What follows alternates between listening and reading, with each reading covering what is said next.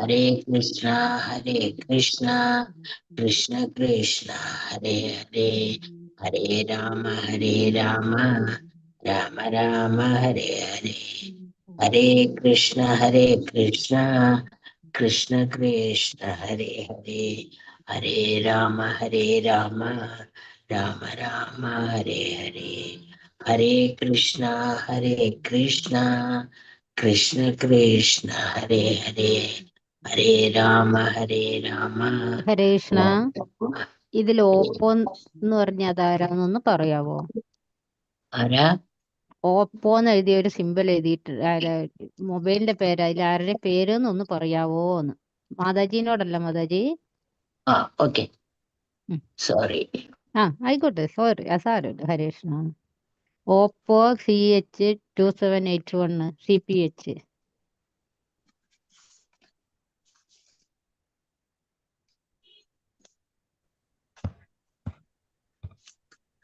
ഇതാരാണ് ഓപ്പോ? ഹരേ കൃഷ്ണ, പ്രണാമം എല്ലാവർക്കും. ഹരേഷ്ണ പ്രഭുജി. ഹരേ കൃഷ്ണ പ്രഭുജി, പ്രണാമം. ഹരേ കൃഷ്ണ പ്രഭു, ഹരേ കൃഷ്ണ, പ്രണാമം എല്ലാവർക്കും. ഹരേ കൃഷ്ണ, നമുക്ക് പ്രാർത്ഥനയിലേക്ക് അടക്കാം. ഒരു സെക്കൻഡ്.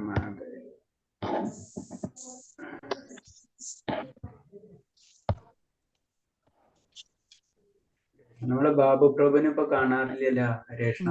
ബാബു പ്രഭു ഇന്നലെ ലീവായിരുന്നു. ഇന്ന് ഓൺലൈനിലുണ്ട്. വീഡിയോ ഓൺ ആക്കൂലെന്നാ പറഞ്ഞേക്കുന്നത്. അതെ അതെ അതെ, ശരി ശരി ഹരേഷ്ണ. ഞാൻ ചോദിച്ചെന്ന് മാത്രമേ ഉള്ളൂ. ഓം നമോ ഭഗവതേ വാസുദേവായ, ഓം നമോ ഭഗവതേ വാസുദേവായ. പിന്നെ ഇന്ന് എല്ലാവരും കുറവൊന്നുണ്ടല്ലോ, 10-15 പേരും ഉണ്ടല്ലോ ഹരേഷ്ണ. ഓക്കെ, നമുക്ക് പ്രാർത്ഥനയിലേക്ക് കിടക്കാം. ഓം നമോ ഭഗവതേ വാസുദേവായ, ഓം നമോ ഭഗവതേ വാസുദേവായ. നാരായണം നമസ്കൃത്യം നരം ചൈവ നരോത്തമം ദേവീം സരസ്വതീം വ്യാസം തതോ ജയമുദിരേത് നഷ്ടപ്രായേഷു ഭദ്രേഷു നിത്യം ഭാഗവത സേവയാ.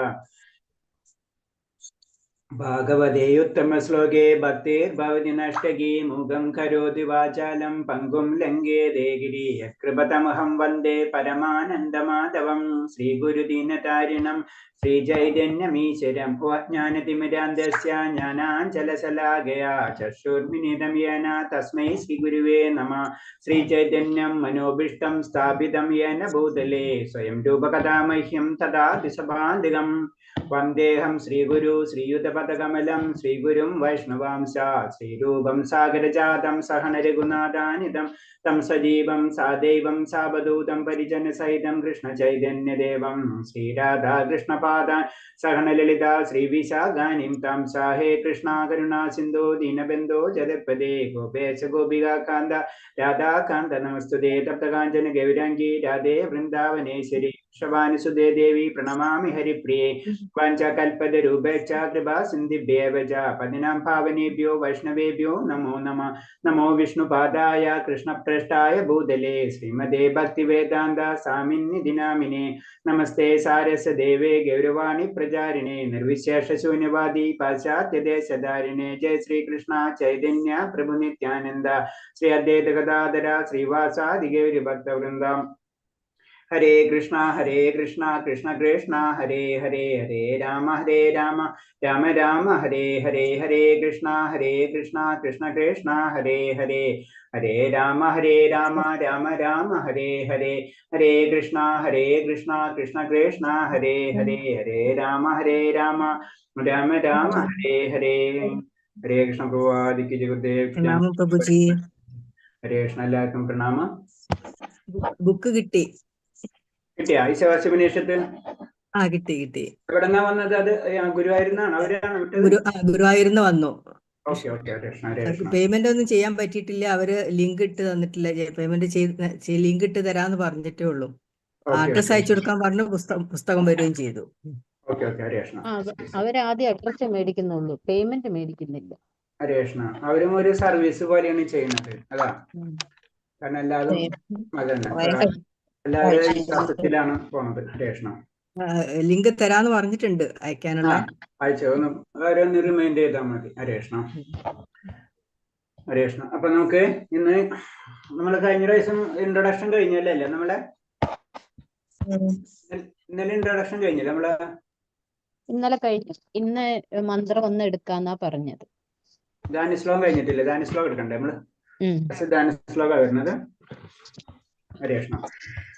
അപ്പൊ ക്വസ്റ്റ്യൻസ് മാതാജി ഇട്ടിരിക്കുക. അപ്പൊ നാളെ നമുക്ക് ഡിസ്കഷൻ ചെയ്യാം. ഇൻട്രൊഡക്ഷനിലും ഒന്നാമത്തെ ചാപ്റ്ററും കൂടെ നോക്കിയിട്ട് ഒന്നാമത്തെ ഇൻട്രൊഡക്ഷന്റെ ഇന്ന് ഞാൻ ഇട്ടിട്ടുണ്ട് പ്രഭുജി. കുഴപ്പമില്ല. നാളെ എല്ലാവരും ഒന്ന് ബുക്ക് കിട്ടിയവര് അത് വെച്ചിട്ട് നോക്കാം. അല്ലാത്തവര് നമ്മളെ പ്രസന്റേഷൻ നമ്മൾ ചെയ്തു. പ്രസന്റേഷൻ മീൻസ് യൂട്യൂബിൽ ഒന്ന് നോക്കി കഴിഞ്ഞാൽ ആ ക്വസ്റ്റ്യൻ ആൻസർ ചെയ്യാൻ പറ്റും. എന്നിട്ട് നമുക്ക് നാളെ ഡിസ്കഷനിൽ ഇരിക്കാം. ഓക്കെ. അപ്പൊ ഇന്നും നാളെ അപ്പൊ ഇന്നത്തോടുകൂടി ചാപ്റ്റർ മീൻസ് ശ്ലോകം ധ്യാന ശ്ലോകം കഴിയും. അപ്പൊ ധ്യാന ശ്ലോകം നമ്മൾ സ്റ്റാർട്ട് ചെയ്യണം. നമുക്ക് ഇൻട്രൊഡക്ഷൻ ഒക്കെ നമ്മൾ ഇന്നലെ കഴിഞ്ഞു.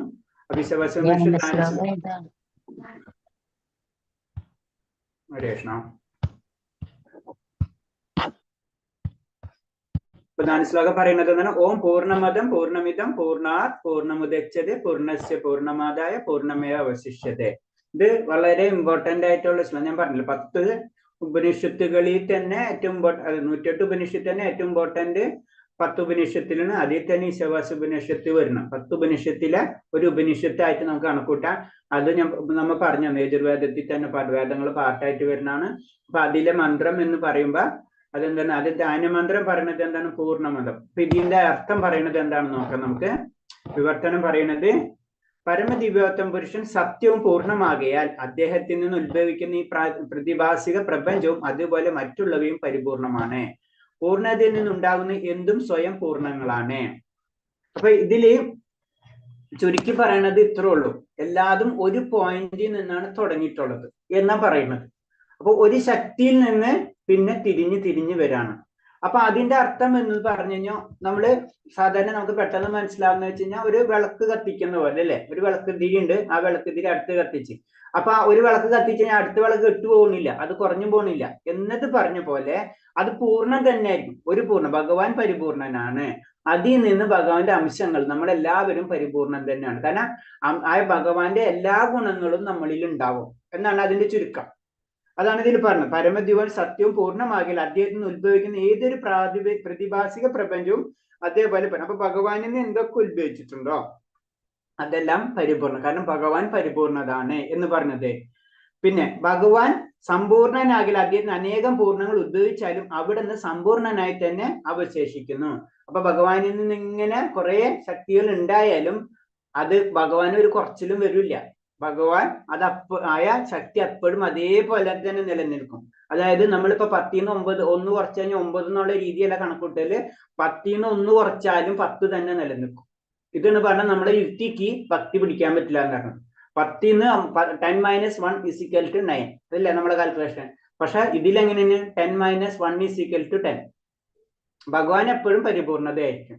അതാണ് പറഞ്ഞത്. അപ്പൊ അവശേഷിക്കുന്നതും അത് തന്നെ പൂർണ്ണമായിരിക്കും, വരുന്നതും പൂർണ്ണമായിരിക്കും എന്ന് തന്നെ പറഞ്ഞു. ഭഗവാനിൽ നിന്ന് ഉത്ഭവിക്കുന്നതും പൂർണ്ണമാണ്. ലാസ്റ്റ് ആ ഭഗവാൻ തന്നെ പരിപൂർണമാണ്. ഭഗവാനിൽ നിന്ന് ഉത്ഭവിച്ച വസ്തു പരിപൂർണമാണ്.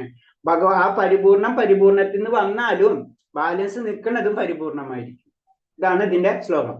ഇതിൽ നിന്ന് തന്നെ ഈ ഒരു ഒറ്റ ശ്ലോകം മതി നമുക്ക് എല്ലാ കാര്യവും മനസ്സിലാക്കാൻ വേണ്ടി. ഒറ്റ ശ്ലോകം.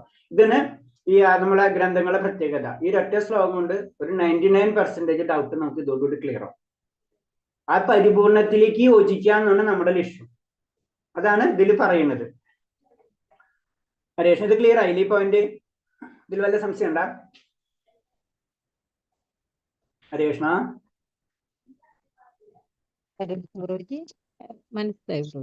മനസ്സിലായില്ലേ?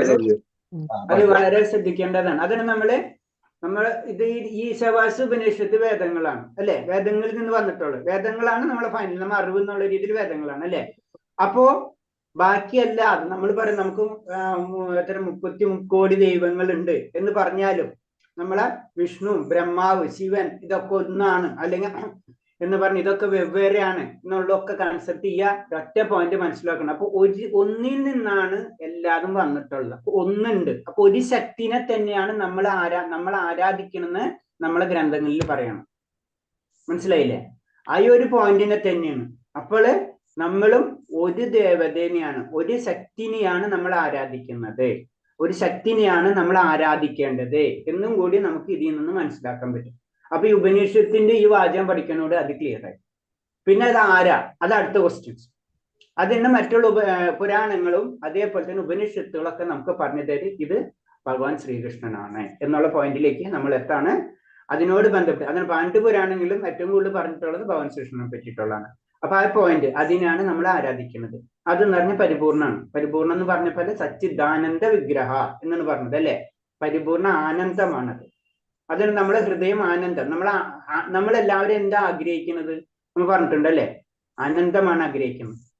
കാരണം നമ്മൾ ആനന്ദത്തിൽ നിന്ന് വന്ന കാരണം കൊണ്ടാണ് നമ്മൾ ആനന്ദം ആഗ്രഹിക്കുന്നത് അല്ലെ. ഇപ്പൊ നമ്മളൊരു വീട്ടിൽ നിന്ന് ഒരു കുട്ടി പോയി കഴിഞ്ഞാൽ വീട്ടിലേക്ക് വരാൻ ആ കുട്ടി ആഗ്രഹിക്കും.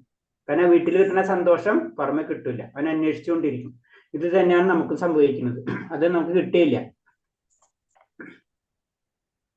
ഭഗവാൻ സച്ചിദിത്ത ആനന്ദ വിഗ്രഹനാണ്. അപ്പൊ ഭഗവാൻ അത് പൂർണ്ണം എന്ന് പറഞ്ഞു കഴിഞ്ഞാൽ പരിപൂർണം, എല്ലാം കൊണ്ടും പരിപൂർണം എന്നാ പറയുന്നത്. അപ്പൊ അത് സച്ചിത് ആനന്ദ വിഗ്രഹമാണ്. ഭഗവാൻ സച്ചിത് ആനന്ദ സത്ത് എന്ന് പറഞ്ഞ സനാതനം, എപ്പോഴും നിലനിൽക്കുന്നത്. അത് ഭഗവാൻ എപ്പോഴും നിലനിൽക്കുന്നതാണ്. ചിത്ത് പൂർണ്ണമായ ജ്ഞാനം, അതായത് ഭഗവാനായ ജ്ഞാനം, ആ സത്യം എന്ന് വേണമെങ്കിൽ നമുക്ക് പറയാം. അതാണ് ചിത്ത് എന്ന് പറഞ്ഞത്. പിന്നെ ആനന്ദം, അതാണ് ആനന്ദം എന്ന് പറഞ്ഞാൽ ആനന്ദം തന്നെ. ഇതാണ് ഭഗവാൻ എപ്പോഴും നിലനിൽക്കുന്നത്, ആ സത്യം, ആ ആനന്ദം അല്ലെങ്കിൽ പൂർണ്ണമായ ജ്ഞാനം. ഇതാണ് സച്ചിദാനന്ദ വിഗ്രഹം. അപ്പൊ വിഗ്രഹം എന്ന രൂപം എന്നർത്ഥം. പൂർണ്ണ സത്ത രൂപരഹിതനല്ല. ഭഗവാൻ രൂപരഹിതനല്ല. അതിന് നമ്മൾ അടുത്ത പോയിന്റ്. നമ്മൾ പൂർണ്ണത്തിൽ നിന്ന് പൂർണ്ണം വരുമ്പോ നമ്മൾ ആ ലെവലിലേക്ക് ചിന്തിക്കരുത്.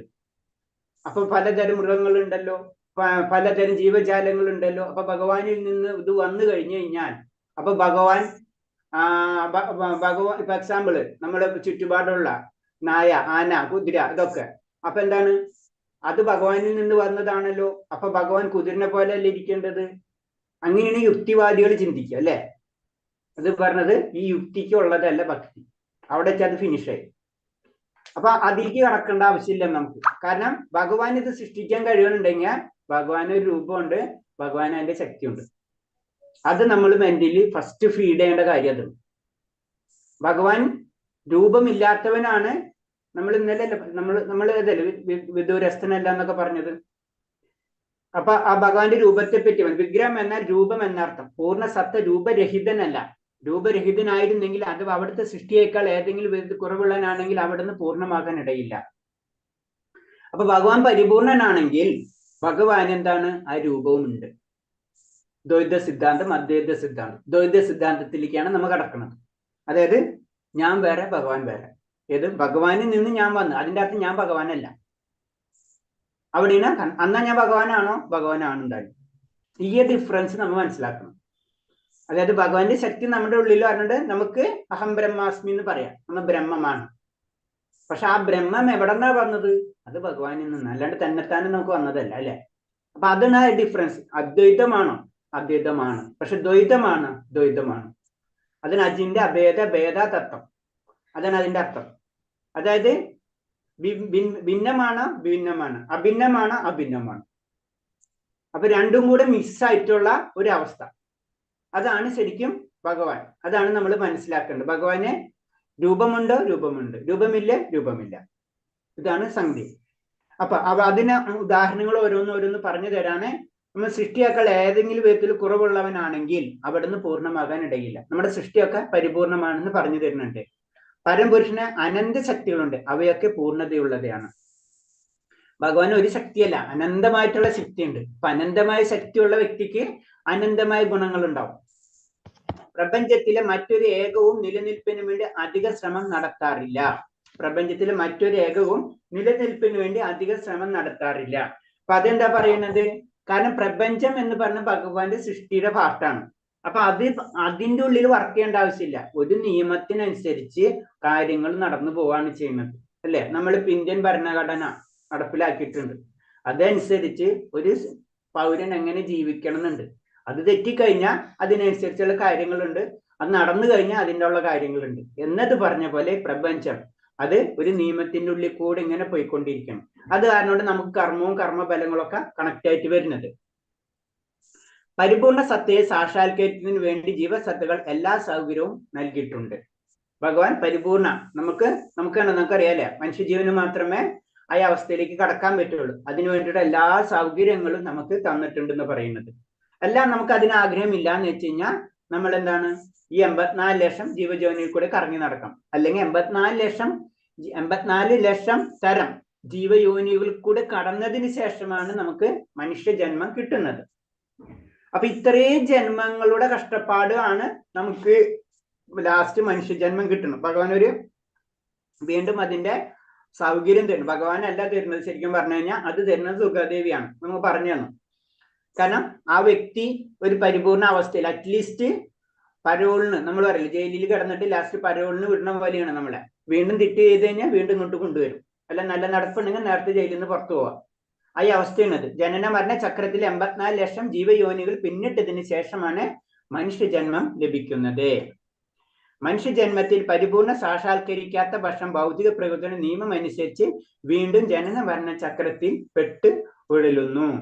അപ്പൊ അടുത്തത് പറയുന്നത് വെച്ച് കഴിഞ്ഞാൽ നമ്മുടെ മനുഷ്യ ജീവിതം കിട്ടിയിട്ടുള്ളത് നമ്മള് നായനെയോ അല്ലെങ്കിൽ ആനയെ ഇതൊക്കെ പോലെ മൃഗങ്ങളെ പോലെ ജീവിച്ച് തീർക്കാനുള്ളതല്ല, അല്ലെ?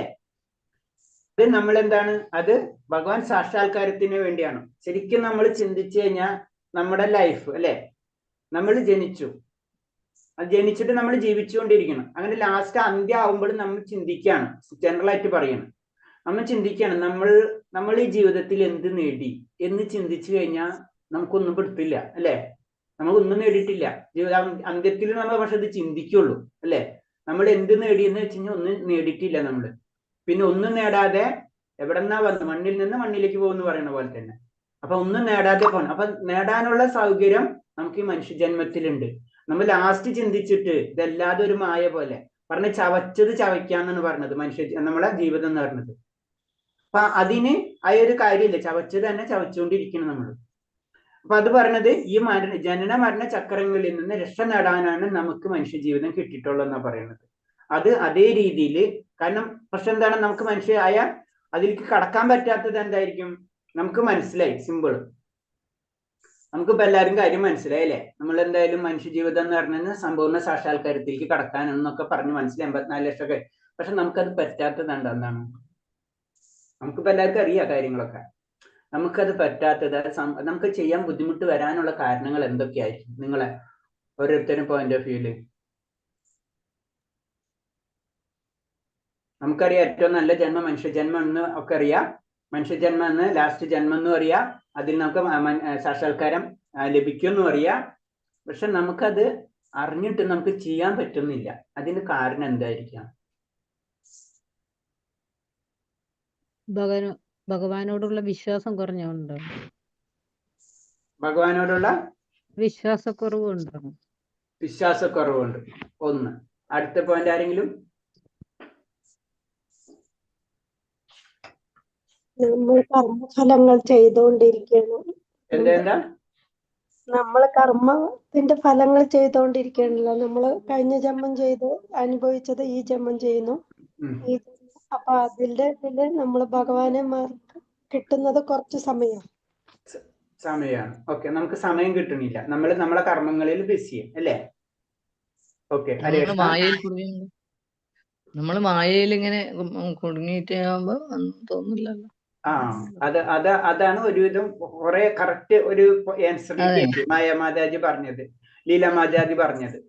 കാരണം ഭഗവാൻ തന്നെ പറഞ്ഞിട്ടുണ്ട്. ഭഗവതിലൊരു ശ്ലോകം പറഞ്ഞെന്താണ്? ദേവി ഹേഷ്യ ഗുണമയ മമമായ ദുരന്തയ. മനസ്സിലായ? എന്റെ തന്നെ ശക്തിയായ മായയെ അതിജീവിക്ക എന്ന് പറഞ്ഞത് അത്ര എളുപ്പമുള്ള കാര്യമല്ല. മനസ്സിലായി? ഭഗവാൻ തന്നെ നമ്മുടെ ബുദ്ധിമുട്ട് ഭഗവാൻ തന്നെ അറിയാം. കാരണം അത്രയും പവർഫുൾ ആണ് മായ. നമ്മളെ വലിച്ചു കൊണ്ടുപോകും ഭഗവാനിൽ നിന്ന്. മനസ്സിലായി? അതാണ് നമ്മുടെ പ്രോബ്ലം. അപ്പൊ അതിന്റെ ഓരോ കാര്യങ്ങളും നമുക്ക് പറഞ്ഞു തരുന്നുണ്ട്. പക്ഷെ അർജുനൻ തന്നെ പറയുന്നുണ്ടല്ലോ, എനിക്ക് അതിന് ഭഗവാൻ പറയുന്നുണ്ട്, നമ്മൾ ഇന്ദ്രിയങ്ങളെ നിയന്ത്രിക്കണം എന്നൊക്കെ പറയുമ്പോൾ, മനസ്സിനെ നിയന്ത്രിക്കണം എന്നൊക്കെ പറയുമ്പോ അർജുനൻ തന്നെ പറയുന്നുണ്ട്. അർജുനൻ എന്ന് പറഞ്ഞു കഴിഞ്ഞാൽ എന്തും അത്രയും പവർഫുൾ ആണ്. അർജുനൻ പറയുന്നത് എന്താണ്? അത് കാറ്റിനെ പിടിച്ച് കെട്ടാനെന്ന് പറഞ്ഞാൽ ഞാൻ കെട്ടിത്തരാം, പക്ഷെ അത് മനസ്സിനെ പിടിച്ച് കെട്ടാൻ അപ്പൊ ഭഗവാൻ വേറെ കൂടെ പറഞ്ഞു കൊടുക്കുന്നുണ്ട്, അല്ലെ? അതെന്താ പറയുന്നത്? മനസ്സിനെ പിടിച്ചു കെട്ടാൻ എനിക്ക് പറ്റൂല, പക്ഷെ ഒരു കാറ്റിനെ പിടിച്ചു കെട്ടാൻ പറഞ്ഞു കഴിഞ്ഞാല് ഞാൻ പിടിച്ചു കെട്ടിത്തരാന്ന് പറഞ്ഞിട്ടുണ്ട്. അപ്പൊ ഭഗവാൻ അടുത്ത് പറയുന്നത് എന്താണ്? അടുത്തെന്ത് പറയണ ഭഗവാൻ? അഭ്യാസേതു കൗന്ദേയ അല്ലെ? അല്ലെ പറഞ്ഞത്? അഭ്യാസം കൊണ്ട് എന്ന് പറയണില്ലേ? അപ്പൊ നമ്മൾ അപ്പൊ അടുത്തത് അതും മനസ്സിലായിരുന്നു. ഈ അഭ്യാസം എന്ത് അഭ്യാസമാണെന്ന് നമുക്കറിയില്ല അല്ലേ? ആ ഈ അഭ്യാസമാണ് നമുക്കിപ്പോ പഠിച്ചുകൊണ്ടിരിക്കുന്നത്. ജനറൽ ആയിട്ട് പറഞ്ഞു അവിടെയാണ് ആചാര്യം. പഠിപ്പിക്കാൻ ഒരു വ്യക്തി വേണം അല്ലെ? ആ വ്യക്തിയാണ് നമ്മൾ ഗുരുക്കന്മാരെന്ന് പറഞ്ഞു. അപ്പൊ ആ ഗുരുക്കന്മാര് പറഞ്ഞിട്ട് ശാസ്ത്രങ്ങൾ അറിഞ്ഞവര് പറഞ്ഞ് നമുക്ക് തരാണ്. ഇന്ന രീതിയിൽ നമ്മൾ പ്രാക്ടീസ് ചെയ്ത് കഴിഞ്ഞാൽ നമുക്ക് ഈ മായയെ അതിജീവിക്കാൻ കഴിയും. അതാണ്. അങ്ങനെ മായ അതിജീവിച്ചാൽ മാത്രമേ നമുക്ക് ഈ ഭൗതിക ലോകത്തിൽ നിന്ന് രക്ഷ നേടാൻ കഴിയുള്ളൂ. അല്ലെങ്കിൽ നമ്മൾ ഈ 54 ലക്ഷം ജീവവർഗങ്ങളിൽ കൂടെയോ അല്ലെങ്കിൽ ഉന്നത ലോകത്തിലേക്കോ അങ്ങോട്ടും ഇങ്ങോട്ടും ഇങ്ങനെ നമ്മൾ സഞ്ചരിച്ചുകൊണ്ടിരിക്കും. പുനരവി ജനനം പുനരവി മരണം. അതന്നെ, പുനരധി ജനനം പുനരധി മരണം എന്നുള്ള രീതിയിൽ ഇങ്ങനെ നമ്മൾ കറങ്ങിക്കൊണ്ടിരിക്കും. അത് പല ലോകങ്ങളിലായിരിക്കാം എന്ന് മാത്രമേ ഉള്ളൂ. ചിലപ്പോൾ ഉന്നതമായ ലോകങ്ങളിലേക്കാവും, ചിലപ്പോൾ താഴ്ന്ന ലോകങ്ങളിലേക്കാവും. അപ്പൊ അതാണ്. അപ്പൊ ഞാനന്ന് ചോദിച്ചിട്ടുണ്ടോന്ന് അറിയില്ല.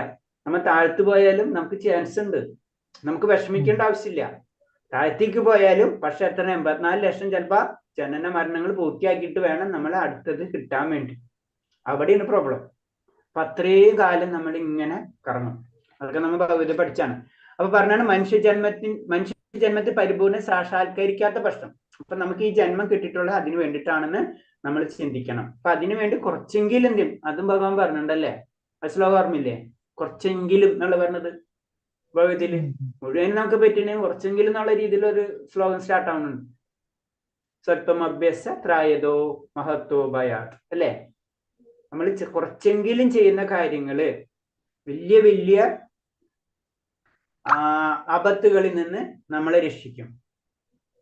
അതിന് ഭഗവാന് വേണ്ടി ചെറിയൊരു കാര്യം കൊടുത്താൽ ചിലപ്പോ നമ്മ മറന്നു പോകും, ഭഗവാൻ മറക്കൂല. നമ്മ മറന്നു പോകും നമ്മ ഭഗവാൻ എന്താ ചെയ്തെന്ന് വെച്ച് കഴിഞ്ഞാലും, പക്ഷെ ഭഗവാൻ മറക്കൂല. അതാണ് ഭഗവാന് വേണ്ടി എപ്പോഴും നമ്മൾ എന്തെങ്കിലും ചെയ്തിരിക്കുക എന്ന് പറയുന്നത്. അപ്പൊ നാം ജീവിതത്തിൽ ഇന്ദ്രിയ സുഖ ആസ്വാദനത്തിന് വേണ്ടി പ്രകൃതിയിലെ വിഭവങ്ങളെ ചൂഷണം ചെയ്യാൻ ശ്രമിക്കരുത്. നമ്മുടെ ചൂഷണമാണ് നമ്മൾ ചെയ്തുകൊണ്ടിരിക്കും. നമുക്ക് വളരെ കുറച്ച് കാര്യങ്ങൾ മതി. നമ്മൾ എപ്പോഴും പറയും ലളിതമായിട്ടുള്ള ജീവിതം, അത് ഉയർന്ന ചിന്താഗതി, ഇതാണ് ജീവിതത്തിലേക്ക് നമ്മൾ കൊണ്ടുവരേണ്ടത്. ലളിതമായിട്ടുള്ള ജീവിതം വേണം, സാത്വഗുണത്തിലേക്ക് ഉയരണം നമ്മൾ. അല്ലാത്തതൊക്കെ നമ്മൾ എന്താ ഭൗതിക വിഭവങ്ങളെ ചൂഷണം ചെയ്യലാണെന്ന് പറഞ്ഞു. പ്രഭാസ്വാമി അത് ക്ലിയർ കട്ട് പല രീതിയിലും പറഞ്ഞു തന്നിട്ടുണ്ട്. ഈ ഭൗതിക പ്രകൃതിയിലെ നമ്മൾ ചെയ്യുന്ന കാര്യങ്ങളൊക്കെ 99% അനാവശ്യമാണ്. നമ്മളൊന്ന് ചുറ്റിപ്പോ വളരെ സിമ്പിൾ ആയിട്ട് പറയാം. ഇത് പെട്ടെന്ന് മനസ്സിലാകും. നമ്മളെ വീട്ടൊന്ന് വെറുതെ ഇങ്ങനെ കണ്ണ് തുറന്നൊന്നും നോക്കാം. നമ്മളെ വീട്ടിൽ 99% ആവശ്യം നമുക്ക് ശ്രദ്ധിച്ചു കഴിഞ്ഞാൽ നമുക്ക് ആവശ്യമില്ലാത്തായിരിക്കും. അതായത് ആവശ്യമുണ്ടോ എന്ന് വെച്ചാൽ ആവശ്യമുണ്ട്, ആവശ്യമില്ലെന്ന് വെച്ചാൽ ആവശ്യമില്ല. ഇതാണ് ചൂഷണം ചെയ്യരുതെന്ന് പറഞ്ഞതിന്റെ കാര്യം. കാരണം എന്താണ്? അതിനൊരു പോയിന്റും കൂടെ അടുത്ത് പറയാം. കാരണം ഇതിനൊക്കെ കർമ്മബലം ഉണ്ട്. നമ്മൾ കെട്ടുകൾ കൂടിക്കൊണ്ടിരിക്കണം നമ്മള് അല്ലേ? ഒരു പേപ്പർ നമ്മളെ എത്തിക്ക് എത്താന്ന് പറഞ്ഞു കഴിഞ്ഞാൽ അതിന്റെ പിറകിൽ ജസ്റ്റ് ഒന്ന് ചിന്തിച്ചാൽ മതി. എത്ര കർമ്മങ്ങൾ അതിനോട് കണക്ട് ചെയ്തിട്ടുണ്ട് ആ പേപ്പർ. നമ്മൾ അനാവശ്യമായിട്ട് ആ പേപ്പർ ഉപയോഗിച്ച് കഴിഞ്ഞാല് അന്നം അതൊക്കെ നമ്മൾ ആ അന്നം നമ്മളെ എത്തണ അന്നം അതിന്റെ പിറകിൽ കാര്യങ്ങൾ ശ്രദ്ധിച്ചാൽ മതി. അത്രയേ കർമ്മബലങ്ങൾ. അപ്പൊ നമ്മൾ വെറുതെ ഇരുന്നാലൊന്നും കർമ്മബലം നമ്മൾക്കൊന്നും പോകില്ല. അപ്പൊ നമ്മൾ ചെയ്യേണ്ടത് അതിന് ലളിതമായിട്ട് മിനിമൈസ് ചെയ്യാം അല്ലെ? ആചാര്യന്മാർക്ക് അവർ വലിയ വലിയ ആചാര്യന്മാര് അവരെന്തായാലും അവർക്ക് 2 ഡ്രസ്സ് ഉണ്ടാവുള്ളൂ, 2 എണ്ണം ഉണ്ടാവുള്ളൂ. നമ്മൾക്ക് ഇപ്പോഴത്തെ സ്റ്റേജ് അനുസരിച്ച് എത്രയാണെന്ന് നമുക്ക് കൗണ്ടും കൂടെ അറിയില്ല അല്ലെ? ജനറൽ ആയിട്ടുള്ള ഒരു കാര്യമാണ് അല്ലെ? അപ്പൊ ആ അവസ്ഥയിലേക്ക് വരുമ്പോൾ എന്താണ്? അത്രയും ബന്ധനങ്ങൾ നമുക്ക് വന്നുകൊണ്ടിരിക്കും. കർമ്മബന്ധനങ്ങൾ. നമ്മൾ വിചാരിക്കും ഞാൻ വളരെ സിമ്പിൾ ആണ്, പക്ഷെ നമ്മൾ സിമ്പിൾ അല്ല. നമ്മൾ ചുറ്റുപാടും നമ്മൾ നോക്കിയാൽ മതി, നമ്മൾ അത്ര സിമ്പിൾ അല്ല. അതാണ് അതാണ് ഭഗവാൻ തന്നെ പറഞ്ഞത്. അത്രയും പവർഫുൾ ആണ് മായ. നമ്മളെ ഈ ലോകത്തിന് നമ്മളിവിടെ പിടിച്ചു നിർത്തുന്നതും അത് തന്നെയാണ്. അപ്പൊ ഇന്ദ്രിയ ആസ്വാദനമാകുന്ന ജീവിതം മായയാണ്. നമുക്കൊരു തോന്നലാണ് അതിൽ സന്തോഷം കിട്ടുന്നു. അവിടെ ചെല്ലുമ്പോഴാണ് നമുക്ക് അതിലും കിട്ടണില്ല. ഇന്നൊരു ഡ്രസ്സ് ഇട്ട് അപ്പൊ ഇന്ന് തോന്നി അടുത്ത് വേറെ ഡ്രസ്സ് ഇടാൻ തോന്നും. ഇതിങ്ങനെ കറങ്ങും. അപ്പൊ അത് ഇന്ദ്രിയ ആസ്വാദനമാകുന്ന ജീവിതം മായയാണ്. കരങ്ങൾ ശരീരത്തോട് ചേർന്നിരിക്കുമ്പോൾ മാത്രമേ ഒരു പൂർണ്ണ ഏകകമായി പ്രവർത്തിക്കൂ. അതുപോലെ ജീവസത്ത പൂർണ്ണ സത്തയുടെ ഭാഗവും അംശവുമാണ്. അപ്പൊ നമ്മള് ഭഗവാനായിട്ട് കണക്ട് ചെയ്യുമ്പോഴോ പരിപൂർണത ലഭിക്കുള്ളൂ. ഒരു കൈ തന്നെത്താനെ വർക്ക് ചെയ്യാൻ പറ്റില്ല എത്ര ശ്രമിച്ചാലും, അല്ലെ? നമ്മുടെ ശരീരം കണക്ട് ചെയ്തിരിക്കണം. അതേപോലെ തന്നെ ഭഗവാനായിട്ട് കണക്ഷൻ ചെയ്യുമ്പോഴോ ഈ കൈയുടെ വർക്കിംഗ് പരിപൂർണത ആവുള്ളൂ. അതാണ് പറഞ്ഞത്. അല്ലാത്തടത്തോളം അതൊരു പരിപൂർണത അല്ല. പൂർണ്ണസത്തയിൽ നിന്ന് വേർപെട്ട മായയുടെ പ്രാതിനിധ്യം കൊണ്ട് ജീവസത്തയ്ക്ക് പൂർണ്ണമായി സംതൃപ്തി ലഭിക്കുന്നില്ല. നമുക്ക് സംതൃപ്തി ലഭിക്കാത്തതിന്റെ കാരണം ഇത് തന്നെയാണ്. നമ്മൾ മായയിൽ അകപ്പെട്ടു, ഭഗവാനിൽ നിന്ന് അകന്നു. ഈ രണ്ട് കാരണങ്ങളാണ് നമുക്ക് വന്നിട്ടുള്ളത്. അത് കാരണം നമുക്ക് സംതൃപ്തി ലഭിക്കില്ല. നമ്മൾ ഭഗവാനായിട്ട്, ഭഗവാന്റെ അംശം അത് ഭഗവാനിൽ തന്നെ യോജിക്കുമ്പോൾ മാത്രമേ ആ പരിപൂർണമായിട്ടുള്ള ആനന്ദം നമുക്ക് ലഭിക്കുള്ളൂ. മനുഷ്യ ജന്മത്തിന് പൂർണ്ണത കൈവരിക്കാൻ പൂർണ്ണ സത്തയുടെ സേവനത്തിൽ ഏർപ്പെടണം. അതിന് സച്ചിദാനന്ദ വിഗ്രഹം, ആനന്ദമാണ് ഭഗവാൻ. നമ്മുടെ ഉള്ളിൽ ആനന്ദമെന്നാണ്. നമ്മൾ ആത്മാവാൻ, അതിന് ആത്മരാമൻ എന്ന് പറയുന്നത്, അല്ലേ? നമ്മുടെ ഉള്ളിലുള്ള ആനന്ദത്തെ അനുഭവിക്കുന്നവനാണ് ആത്മരാമന്മാർ എന്ന് പറയുന്നത്. പിന്നെ അവർക്ക് പുറത്തു നോക്കേണ്ട ആവശ്യമില്ല. അപ്പൊ അത് പറഞ്ഞത്, അപ്പൊ ആ ആത്മരാമന്മാർക്ക് അത് അനുഭവിക്കാൻ വേണ്ടി ഈ മനുഷ്യജന്മത്തിൽ സാധിക്കുള്ളൂ. അപ്പൊ നമ്മള് ഭഗവാന്റെ കാര്യം അതൊക്കെ പ്രാക്ടീസാണ് നമ്മൾ ചെയ്യുന്നത്. ശരിക്കും പറഞ്ഞു കഴിഞ്ഞാൽ നമ്മൾ അത് പറഞ്ഞു, സാമാന്യ ഭക്തി, പിന്നെ അടുത്തതാണ് സാധന ഭക്തി. അപ്പൊ സാധന ഭക്തിയിലേക്ക് നമ്മൾ കടക്കണം. ഈ ലോകത്തിലുള്ള എല്ലാ സേവനങ്ങളും പൂർണ്ണ സത്തയുമായി പൊരുത്തപ്പെടാത്ത കാലത്തോളം അപൂർണമായി തന്നെ നിലനിൽക്കും. അപ്പൊ അതാണ് പൂർണ്ണമതം പൂർണ്ണമിതം എന്ന് പറയുന്നതിന്റെ കാരണം. പൂർണ്ണമാണ് നമ്മളെ സ്റ്റാർട്ടിങ്.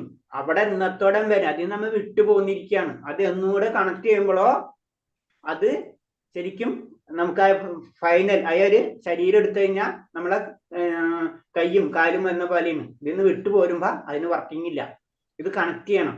ഇത് കണക്ട് ചെയ്താലോ നമ്മളെ ആ പൂർണ്ണമായ ആനന്ദം നമുക്ക് ലഭിക്കുള്ളൂ. എല്ലാം പൂർണ്ണ സത്യമായി ബന്ധപ്പെടുത്തി ചെയ്യുന്നു കഴിഞ്ഞാൽ ചേർന്ന് നിൽക്കുന്ന അംശങ്ങളും സ്വയം പൂർണ്ണങ്ങളായി തീരുന്നു. അപ്പോഴാണ് നമ്മളെ പരിപൂർണമെന്ന് നമുക്ക് പറയാൻ പറ്റുള്ളൂ. എന്ത്? ഭഗവാനായിട്ട് കണക്ട് ചെയ്യുമ്പോൾ എന്ന് പറയുന്നത്. ഹരേ കൃഷ്ണ. അപ്പൊ ഇതിന്റെ ഇത്ര ഉള്ളൂ, ചെറിയൊരു ഇതാണ്. എന്നാലും ഞാൻ ബുക്ക് നോക്കിയിട്ട് 1-2 പോയിന്റ്സുകൾ പറയാം. ഇതിൽ എന്തെങ്കിലും സംശയം തോന്നിയാ എന്തെങ്കിലും ചോദിക്കാം.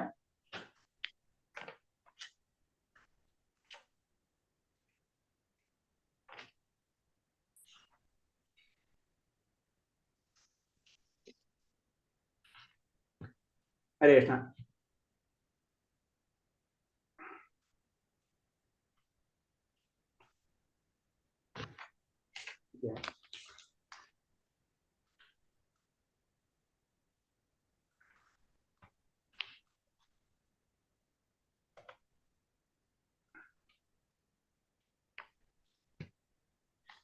അടുത്ത മന്ത്രത്തിലേക്ക് കടക്കട്ടെ. ഇതിൽ വല്ല സംശയങ്ങളുണ്ടോ? നമുക്കപ്പോ ക്വസ്റ്റ്യൻ ആൻസർ നമുക്ക് നാളെ ഡിസ്കസ് ചെയ്യാം. നിങ്ങളൊന്ന് നോക്കിയിട്ട് വരണമെങ്കിൽ കുറച്ചും കൂടി ഈസി ആയിരിക്കും. അടുത്ത മന്ത്രത്തിലേക്ക് എടുക്കട്ടെ. മന്ത്രം ഒന്ന് കൂടെ ടച്ച് ചെയ്ത് പോവാം. സമയം ഉണ്ടല്ലോ അല്ലേ? അത് ചെറിയൊരു ഇതാ, അതിന്റെ ഡീറ്റെയിൽ അധികം ഇല്ല. സമയമുണ്ട് പ്രഭു. 1:30 ആയിട്ടുള്ളൂ.